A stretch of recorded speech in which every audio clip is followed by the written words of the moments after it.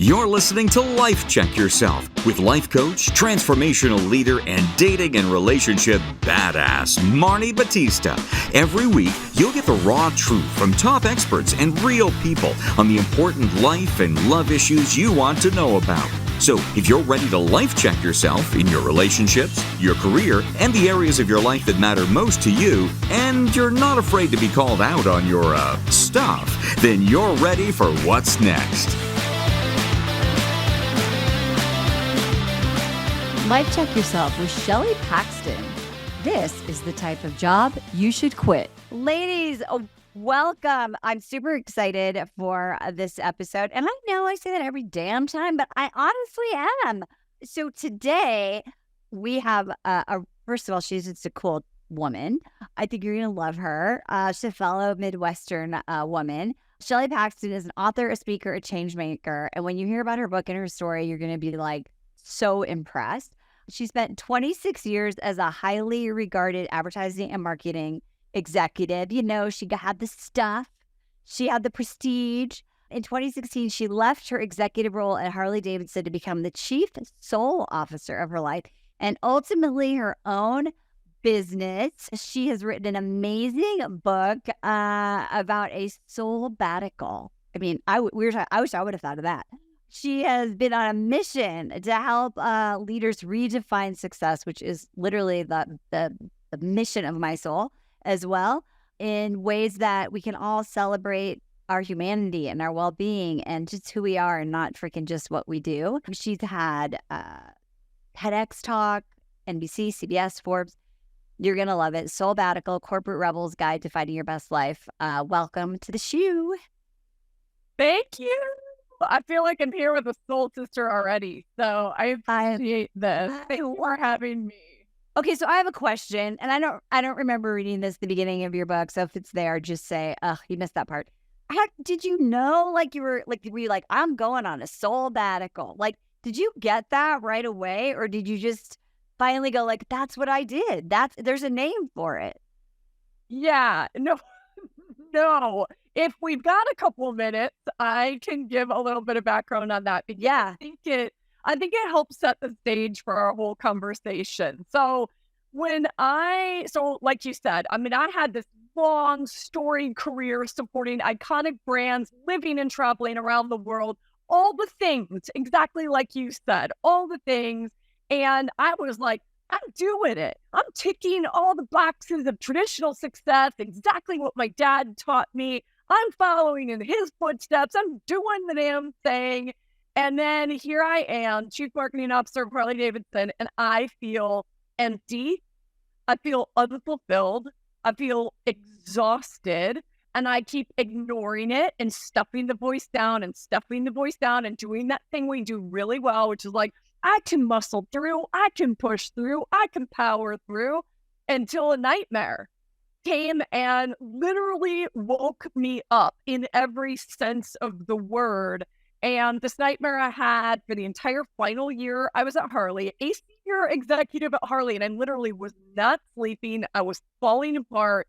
And I finally asked for help. And it was my first exposure to meditation and a doctor helping me kind of understand, what was going on, like understanding monkey mind and understanding how our brains work and understanding some of what I was going through. And long story short, I realized oh my God, what I was seeing in my nightmare was a proxy for my soul, and my soul was dying.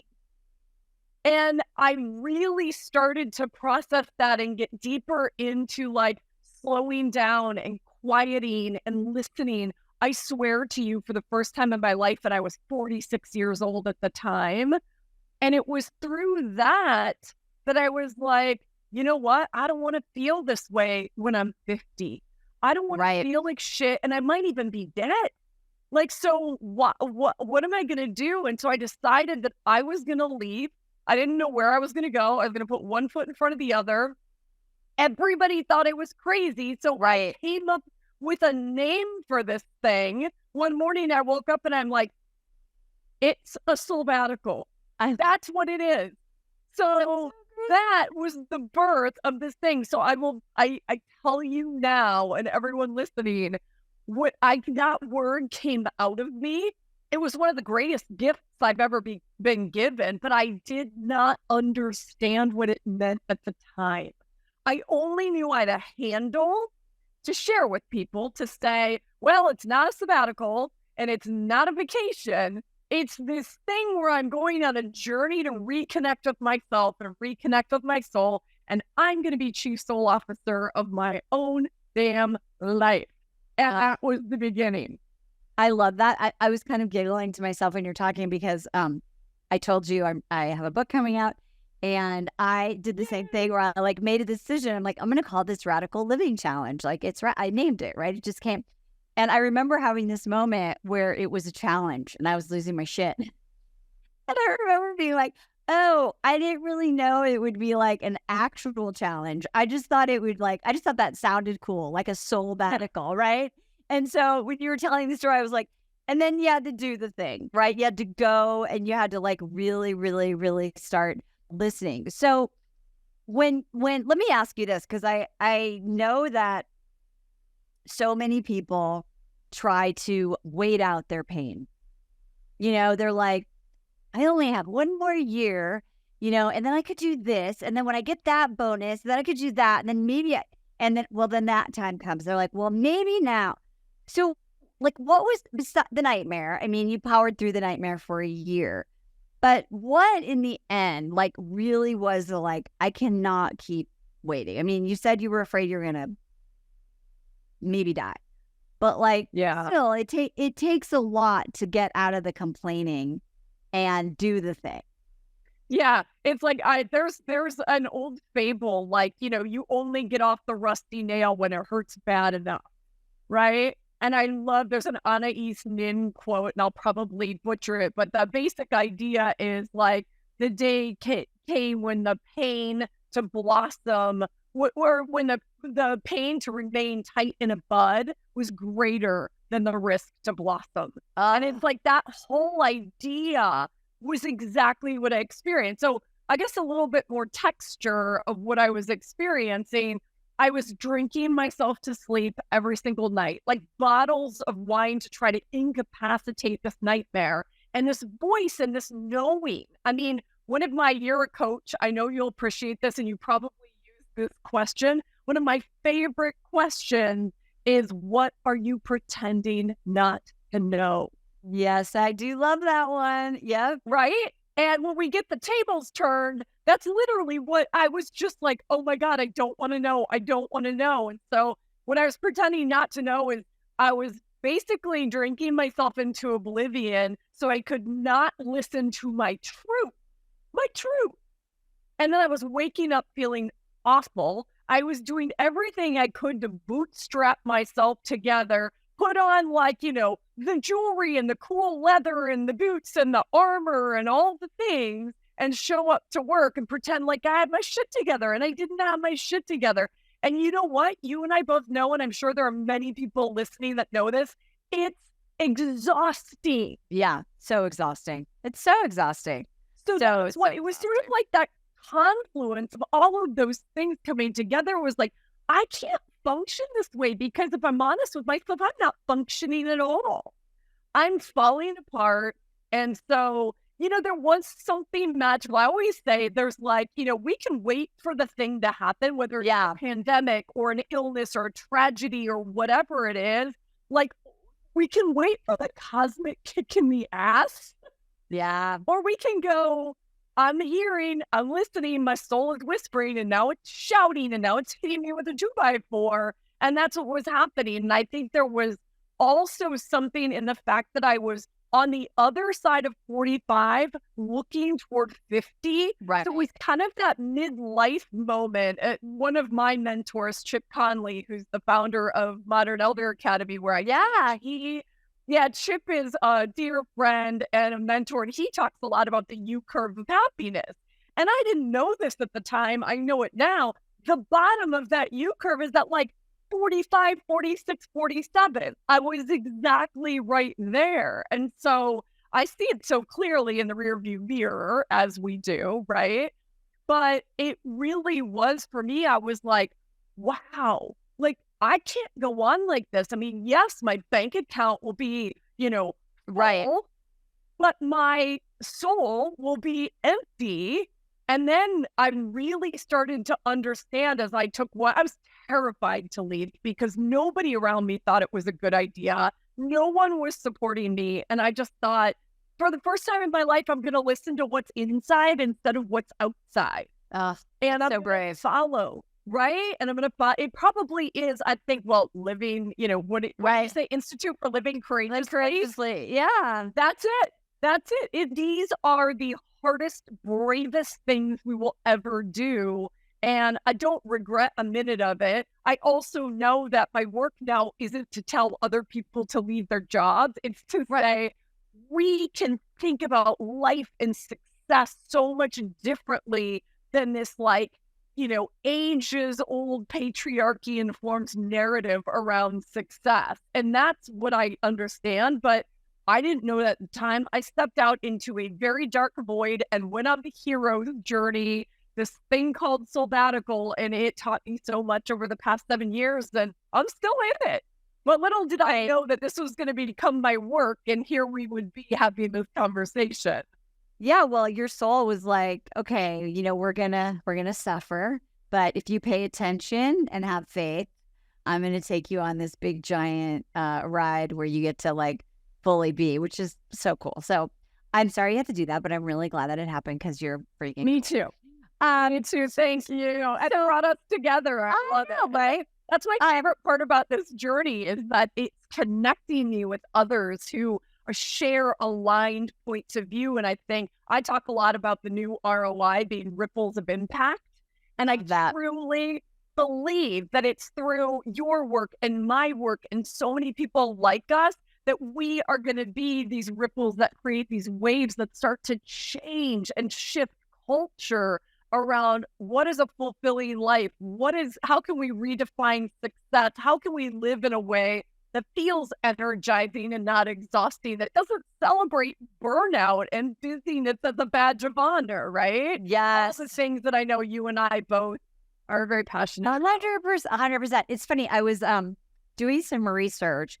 I can't remember the exact quote, so I'll butcher the number and the source. But basically, this idea was this whole thing about influencers is on the way out, right? The power of the influencer, because people who are listening to the show, people who are in the spot that I was in, that you were in, are seeing all of this shit about what success looks like, right? It's this idea of perfection and glamour and luxury. Of course, we all like stuff. But what I was reading in this article was that the consumers are starting to realize they want to actually talk to people that are real, that are human, that are going through the journey just 10% ahead, because that feels like they can trust and that they can do it too. And that I love that because that is sort of society feeling that ripple that you're talking about that I think kind of started around the pandemic. So how do you, when you teach, and I love that you teach at a Modern Elder, I think there's such cool stuff there. Tell me what is the first thing you need to tell yourself, that self-talk about I'm going to do this, I'm going to make change, I'm going to simplify, I'm going to not take that promotion, whatever it is. What's the self-talk look like besides the negative, which is you stupid idiot, you can't stop, you can't keep doing this anymore. How do you soothe yourself and affirm yourself into that part of the journey, the soul? Yeah, I think there's so much in my body of work, and I'm guessing it aligns with yours as well, that we could talk about. What I think the most powerful thing for us to dig into is this idea. I have a soul framework that I love to that take people through. And so done soul, of course, I had to do it. I had to go there. And honestly, it was because I realized, I was saying before, that Soulbbatical, I thought when I left, I thought it meant leaving your job. And now I realize that it means finding yourself. It's actually a way of being in alignment with your truth and your values and your desires. And that's powerful. And then there's a whole set of things underneath that in terms of how we show up and how we live into our truth and how we live more authentically and courageously. So a couple of examples that I think answer the question. So one thing is the S in soul, in the soul framework, is shed the shackles of should. I love that. So, right? So we all know we have, and to this day and every day, probably until I'm long gone, I'm going to have the shoulds in my life.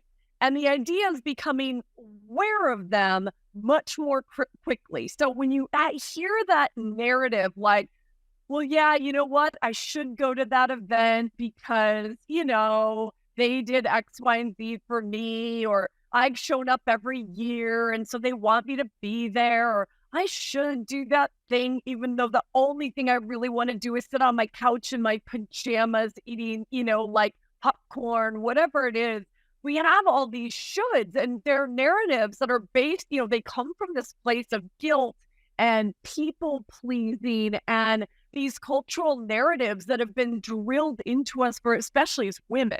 Yeah. For a very, very long time. And so I love one of my favorite exercises where you can start to unearth some of the shoulds is an exercise. You can literally grab a piece of paper. I'll describe the exercise and then your listeners can come back and do this, but grab a piece of paper, draw a single line down the middle of the paper. So you have two columns. Left column, entitle it Soul Fuels. And the right column, entitle it Soul Sucks.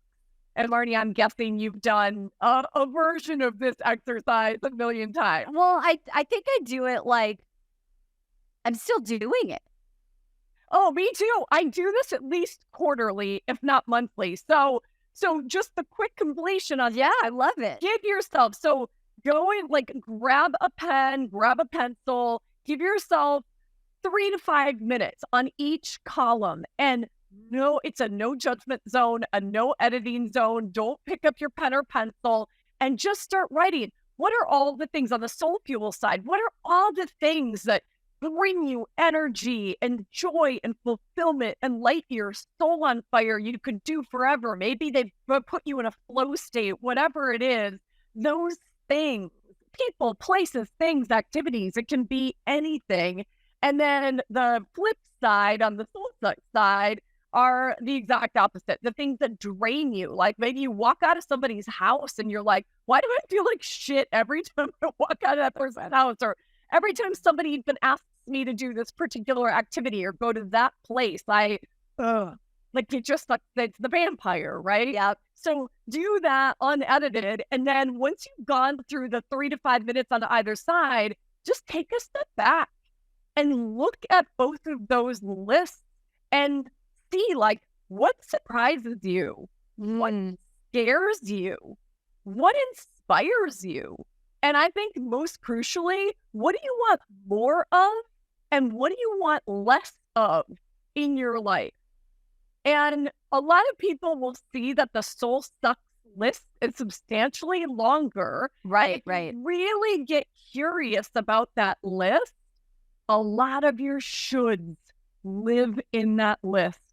The things that maybe you could say no to, put boundaries around, delegate to somebody else, those are the things that can start freeing you, literally let go of those shackles, because oftentimes they're those, the narratives we're subscribing to that we're like, wait a second, I don't need to do that. I get to write my own rules. So that's one place to start that I love, because still to this day, I'm surprised by stuff that comes up on my list.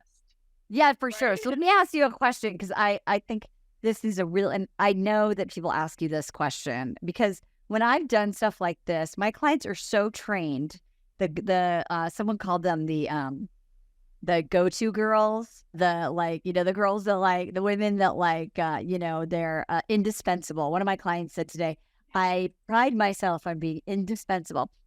They look at the soul suck list and they're like, oh, well, how can I make these better? Right? Rather than how could I do less or stop? they're doing this mental gymnastics to try and figure out how to fucking live with it.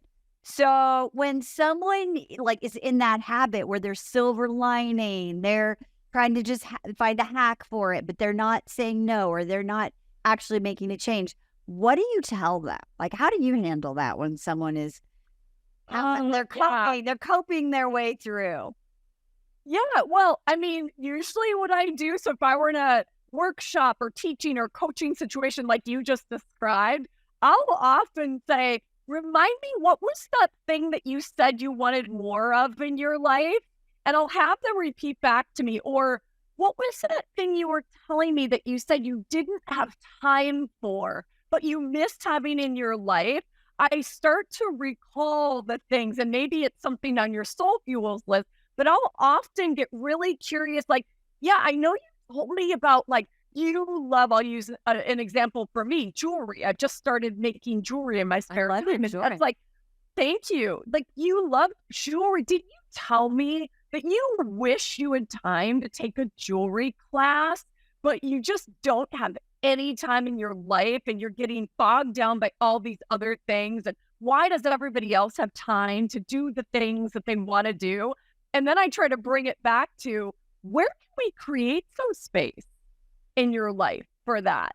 So that starts to put a new perspective on, yeah, maybe I don't want to be coping with some of these things. Maybe if I let go of even one of those things that's taking my time, and more importantly, I talk about energy management, not only time management. I think energy management is far more important. What if you let go of one of those things that's draining your energy in service of playing with one thing that you've been dying to have in your life, that lights you up, that you've been kind of yearning for, and play with it? Do one and see what happens. Because oftentimes, as you and I both know, the momentum, the rest of itself. No, absolutely. And I think it's so, and I just want everyone to be radically honest, right? Like, all of your things are insidious. Like, your reasons why you have to do, is you have, the name of the show is Life Check Yourself. You have to check yourself and be like, like one of my clients today was like, I'm the costume mom for my daughter's play, and I'm hand sewing them till 2 a.m. And I said, what's one thing you could say no to? And she was like, well, I could say no to the next show that my daughter's in. And I was like, well, she could say yes, she's in the show. You don't need to be in the show. You can be like, I'll drop you off and I'll take you. But these are these little things that we just do autopilot, right? That are soul suckers. Yeah. Even though our kids love us and we're amazing, people go like, oh, Jane, you're the best mom ever, right? Yeah. We have to really start realizing we're sacrificing our soul, and that's not good. Well, and this leads to the second thing that I wanted to talk about, beautiful bridge. We are fueled, well, we've been taught to be fueled by that validation. Yes, talk about that. So everything you just described is like, yeah, but inside, even if we're not saying this publicly, getting honest with ourselves and going, oh, my worth, my value, my identity, I have made it tied intrinsically to being the best mom, or like the school mom that everybody can depend upon, or the person on the team at work who will always bring it across the finish line, or, fill in the blank. We all have like 1,800 versions of that, myself included, right? And so one of the things I talk about in my work, this is like the O is own it. Basically, I'd say own your truth. Oh, yeah. And owning your truth is becoming chief soul officer of your own life. And there's a whole host of things I talk about under that, but a crucial one is we choose values over validation. Love. Oh my God, y'all, write that down, put it on Post-it notes, stick it on your computer. Yes. And it goes to this exact conversation. So we are my whole career, let me air my own dirty laundry. Well, there's a whole book full of it. If you want more of my story, I was very raw and very vulnerable, and all my stuff is in there. And I tell it because I think Brene Brown once beautifully said, like, sharing our story, we share our stories because it can be somebody else's survival guide. Yeah, And I just love that. Truly believe that. So this idea of values over validation, I realized, like, all of these boxes of traditional success that I was ticking, they were all external validation. They were all outside of me. Like, great, when I get my first 6-figure paycheck, when I get my first VP or C-suite title, when I get, when I keep working for even bigger and bigger global iconic brands that everybody knows of, and it's so sexy, therefore I'm sexy, all the things. That was very literally my story. So everything was outside of need validation. And the fundamental shift for me and the idea of really understanding what Chief Soul Officer meant is I had to sit down and go, first of all, who am I? Strip all that outside stuff, right? Who is Shelley Paxton at her essence? Yeah. And what does she believe in? So the other exercise I do with everybody in my world is I sit you down, I give you Brene Brown's Dare to Lead list of values. And Marni, I'll give you the link to her PDF. It's free. Look at this list of 100 and something values and pick like the top 15 that resonate, then whittle it to 10, whittle it to 5, and then do the really hard work of getting it to your top 3. Love that. And that is life-changing because you start to realize, like, oh, that's what matters. And then when you look at your whole life and the life you want to create for yourself, the life that feels more energizing, those values can be a lens for that creation. I love this. We're going to segue to dating for just 1 minute because it's so great. Okay. We should dance because we got. I love it. I'm like, I'm in. This is so interesting because I have clients do their values, values exercise when they're dating, right? Obviously, or not obviously, but they always ask me this question, and they're like, "Are these values that I have to have, or ones that I aspire to?" Oh, so good, right? And so like, let's say you're Ninja Shelley. I'm like imagining you in your like leathers. You like look so hot in the boots, and you're like, woo, like crying at night, but you look so good. Yeah. Nope. And you're like, and someone would say, Shelley, what do you value? You're like, oh, I value connection, and I value pleasure, and I value peace of mind, right? And then and I'm just saying this because all of you are the version of Shelley who's like, woohoo, right? And then we go back and we're like, oh, well, I'm not living those values. So when you have someone do that exercise and they go, oh shit, like, is this what I'm supposed, like, there's a should right there. Are these the values I'm supposed to have? Are these the values that I want to have? Are these the values that I'm not living, but like, I think someone I want to be with should have? How do you reconcile that? Yeah, I mean, when I do the exercise and when I have anybody do the exercise, I'm like, this is about who you are in this moment. This is not who I wish I was or what I wish, who I want to be 5 to 10 years from now. This is like, who am I right now? And to me, the fundamental question is, what really matters to you? Like in your core, in the fiber of your being, in your soul, what would you fall on a sword for? That's really what we're talking about. Don't judge yourself. I mean, literally all the exercises I give, I'm like, this is judgment-free zone. Yeah, no for sure. Zone. Like, just go into it. We can deal with what the other side of this looks like, but getting to the clarity on like, that is the shit that really matters to me is what's most important. And then we can start to build or edit or all the things from that place. And so it is, I mean, for me, so I'll say mine out loud. Yeah. When I finally did this exercise, I was like, freedom, authenticity, and courage. And I say those things now and I'm like, well, that makes so much sense given the journey I'm on.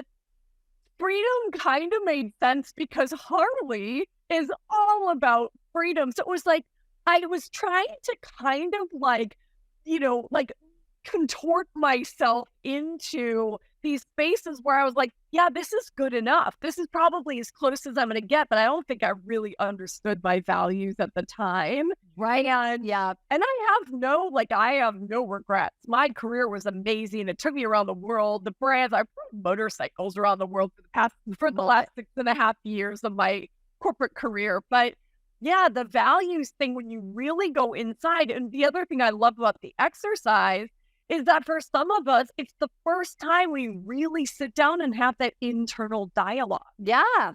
Like what does matter? It's interesting. I was doing this exercise with a bunch of women recently, and they realized, and they were like in midlife, a little bit older, but they realized that they were holding on to their values of a decade ago, or like when they were in their 30s. And maybe in their 30s, they did want to like make a lot of money or have financial security or take care of other people in their family. And here they are now like 50, and they were like, wait, I don't give a shit about that. Why am I still living my life that way? Right? And I think that you're working in this context with modern elder a lot, so you must see people, right? Or like, wait, like I've grown up. I've grown out of those values. Like this doesn't work for me. And like, if we could do that without having to get like dragged through the mud, then we don't have to suffer as much in making those changes and making those. I agree. Well, the midlife is such an awakening, and Chip often quotes, it's somewhere between, I think Carl Jung said a version of this and Father Richard Rohr says a version of this, but basically the first half of our lives, the operating system is our ego. And our ego serves us well because we're driven and we're in achiever mode and we're doing the things and we are chasing those external validation mile markers. The second half of our life, the operating system is the soul. And I think so many of us are like in the tension of that right now. And that for sure is a big part of my story and my journey. And I still feel like my ego come back day after day and try to clobber my soul in the process. It's funny, but it's always going to be, it's a bit wrestling. But the more I have really lived into my truth, and this, I wrote, I'm going to read you this. So I love to make up languages that I write definitions for everything. Oh, love it. The definition I wrote for Chief Soul Officer is a badass who takes responsibility for the direction of their life and courageously creates it in alignment with their truth, values, and desires. Right? Makes me happy.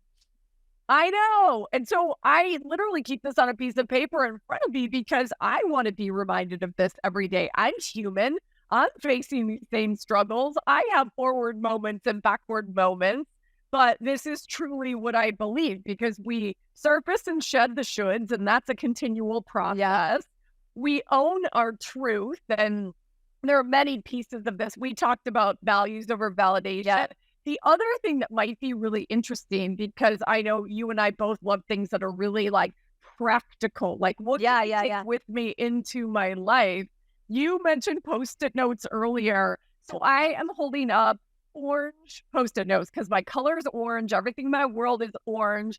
And what I do, so one of the other principles, if you will, of being a Chief Soul Officer is we choose permission over pleasing. Okay, I love it. And so I say every single day, even every hour of every day, before a big meeting or a big whatever, we get to write ourselves permission slips. So grab that favorite color Post-it note and ask yourself, like, what do I need to do or not do or allow myself to feel in order to show up as my most bold, brave, badass self? And I love it. Write it down. I love that. You know, it's funny you say that because when I was sort of shifting my brand from dating, when my soul was sort of dying, only talking about dating, I asked myself that question. I was like, what do I need to give myself permission to do? Yeah. And it was like, I used the word fail because it felt like a fail to me, right? So like not be like to fail the old dream I had. Like I'm going to be the Tony Robbins of dating, whatever that looked like, right? Yeah. And I kept pushing for it. And I was pushing for it. My soul was like, we don't want to do that anymore. We do more than that. You know, like we have a bigger mission. And I was like, well, if I stop doing that exclusively, then I will have failed. And my ego was like, we can't do that. We can't do that, right? Yeah. But that was literally the quiet. Like, I love this permission thing because I think that we just don't want to give ourselves permission to do or listen to what our soul is like trying to steer us towards through the results in our life. Yeah. Our dream, you know, my obstacles, my dissatisfaction. Okay, last thing, we could talk for hours, but I got to know, we did talk about S, we talked about O. Oh, yeah, the U and the L. L. And Yeah. end the show without knowing what I that know. is. I just made myself a note. I'm so glad you came back to that. So the U is unleash it. So we've shed the should. We're owning our truth, which has lots of levels, but we're knowing ourselves better. Unleash it is what I call rebelling for. So we've now gotten clearer, if not crystal clear, on what matters most to us. So now we get to start to like put that into action, rebel for who you are. What does that look like? What you want? What does that look like? The impact you want to have in your life, your business, your world. What does that look like? So it starts to become a blueprint of living differently in a way that, you know, from the inside out, basically. And the L is live your new script. So basically all adds up to a sort of like shitty first draft, right? New success script. And I end with like, what's one soul aligned thing you will start doing today to put the script in motion? So maybe ask yourself that question as you're listening to this podcast. What is that for you? It could be every badass accomplishment is a series of tiny steps. So what is one tiny step forward? Because that, like we talked about earlier, gets the momentum going. And I love that question. And I think of like things that I've done that were those baby steps that were really resonant with my soul that were hard. Like they didn't feel good sometimes, right? They made me cry or they hurt other people, like, you know, or I was thinking about when I got a divorce and I remember sitting in the car crying and talking to my therapist at the time. And I was like, are you sure? Like, what if this isn't the right thing? I mean, I'm crying a lot. Like, I'm really sad. Maybe I'm making a mistake. And she was like, well, sometimes doing the right thing for your soul still makes you sad. And I was like, oh, okay. Right. And so sometimes that looks like, you know, not living up to what other people think you should do. Like all those people. Crazy, you need this high powered job. And so I think that's a really important thing. Like, you know, to be courageous is to do that thing or even be willing to think about doing that thing, even when it's inconvenient for other people. And especially when it's inconvenient. Yes, I have learned that one again and again. Everyone else will project their stuff on you, their fears and their insecurities and their, you know, unrequited dreams, all of it. They're going to project it all on you. So it takes a lot of courage to take your own step forward toward what is true for you and what lights you up. Soulbbatical. I love it. So your paperback is coming out in May. Yeah, May 28th. Yeah, I love that. So it can be everybody's beach read. Plan for your Memorial Day weekends and your summer holidays that you get to read Soulbbatical. I'm giving it to, so I have daughters all in their mid-20s and I'm going to give it to them because I want them to remember in their 20s that they don't have to sell their soul for success because maybe the next generation doesn't. I've been getting a lot of feedback. Oh my God. I've been getting a lot of feedback from like younger millennials and Gen Z that they're like, thank you for sharing your story. So it's interesting. It's a multi-generational story. And I also want to say, for anybody, I know some people are like, you know what? I want to listen to a book and not read a book. The audiobook, I mean, the hardcover's out in the world today. It's been out since January 2020. And the audiobook I read. And so if you want somebody to speak to you, like I have been on this podcast, and put my arm around you, the audiobook is out there too, whatever works. I love it. So the link to all that will be in the show notes, as well as a link to Shelley's website so that you can stay tuned with everything that she's doing. She's going to start writing a new book. I can't wait. I cannot wait for that. Thank you so much for being here. This was so fun. You're right up my alley, girl. I'm in a cabin. She's got brick. We are like representing like sturdiness. We are. I love it. I'm just like, we're like the house that power is built on. Ladies, you know what? This had exercises in it. So if there was ever a time to rewind it, share with a friend, and actually life check your damn self, this would be it. So do the thing. Go on a Soulbbatical, which means, according to Shelley, figure out who the hell you are and live your life according to your own damn terms. If you want to follow me, you can find me Old Fashioned Girl on Facebook. Send me a message, say hi. Also on Instagram, Marni Battista _ because I had to make it complicated. And if you want help living life on your terms, hit us up at VIP@datingwithdignity.com. We'll see you next time. Bye-bye for now. Hey, thanks for tuning into today's show. So if being in an intimate relationship in which you feel 100% seen, heard, and accepted by a high caliber man is a priority for you right now, and you're interested in seeing if you're a fit for working with me and my team at Dating with Dignity, here's what I want you to do. Just head over to DWD VIP, that's D as in dating, W, D as in dating, VIP.com, and book a call to speak with my team. We'll get on the phone with you for about 60 minutes, and you'll get crystal clear on what's stopping you from finding true love right now. We'll also take a look at what you want to create, what you want your whole life to look like when you're able to finally be fully expressed as a woman in a healthy relationship with an incredible guy. And if we can help you get from where you are right now to where you want to be, we will show you the fastest path possible that makes sense for you to do that. We help smart, successful women all over the world solve this one missing piece in their life so they can finally have it all. So to see if we can help you do the same thing, head over to DWDVIP.com. I'm Marni Battista, and let's talk soon.